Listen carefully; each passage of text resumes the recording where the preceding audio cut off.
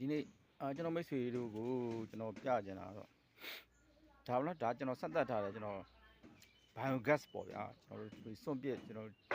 ဝက်ချီနွားချီအိမ်ကစွန့်ပစ်တဲ့အိမ်ကစာချင်းအကြံတွေစွန့်ပစ်တဲ့ဟာရရှိကျွန်တော်ဒါ biogas ပေါ့ဗျာနော်တော့တာရင်းနဲ့ဆက်သက်ထားအဲ့ရစွန့်ပစ်တဲ့ဒီအရေတွေကနေပြီးတော့လောင်းလိုက်တော့မြေဩဇာအဖြစ်နဲ့လောင်းလိုက်တဲ့အခါကျတော့ဘူဘီရစိမ့်ဆိုးပြီးတော့ကျွန်တော်အညွန့်လေးထောင်တော့ဒါမှကျွန်တော်ဖြတ်ထားတာမြေဩဇာလည်းအင်မတန်မှကောင်းမြတ်ကျန်းမာရေးတော့ကတော့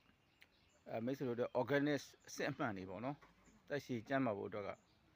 ဒီအပင်တွေကိုများများစပေးမှာမိတ်ဆွေတို့အတွက်ကျန်းမာရေးကစိတ်ချရမှာဖြစ်ပါတယ်နော်ထို့ပေါ်မှာလည်းဆိုထိုးထောင်နေနဲ့ဒါကျွန်တော်တို့ biogas ကစွန့်ပစ်ရေနဲ့ကျွန်တော်တို့မြေဩဇာလုပ်ပြီးတော့ဒါကျွေးလိုက်တော့အပင်ကကောင်းနေပြီဖြစ်ပါတယ်ဟိုမှာဆိုလို့ရှိရင်တော့ဒါကျွန်တော်အလုပ်ယုံလေးလုပ်ယုံဟိုဘက်မှာကျွန်တော်တို့စပကုံမီးဖို့အကြီးရောအသေးရောကျွန်တော်လောက်အောင်ပါ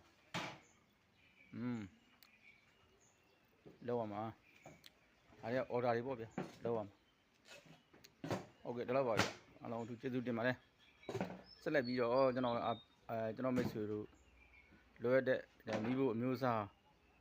မီးဖို့တွေကိုလည်းလိုချင်လို့ရှိရင်ကျွန်တော်ဆက်သွယ်ပြီးမှာယူနိုင်ပါတယ်ဗျာနော်အားလုံးအထူးပဲကျေးဇူးတင်ပါတယ်